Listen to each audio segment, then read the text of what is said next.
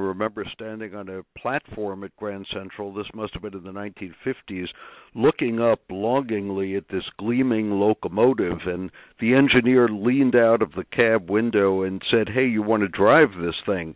And I couldn't believe what I was hearing, but he lifted me up, put me on his lap, put my hand on the throttle. We must have moved about a foot and a half, but to me it seemed like a mile. It was this magical, mystical, romantic place, this myth of New York as this emerald city, if you will.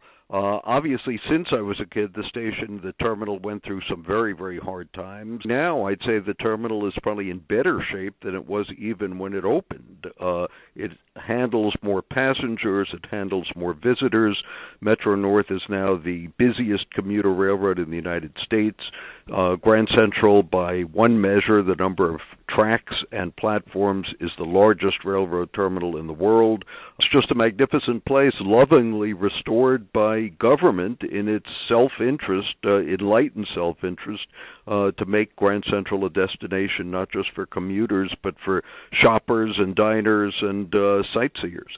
When you go anywhere in the world and say this place is like Grand Central Station, everyone knows what you're talking about. It's a simile for busyness and choreographed chaos and frenzy. You look over at this urban ballet, this controlled choreographed chaos, and I almost never see anyone bumping into anyone else.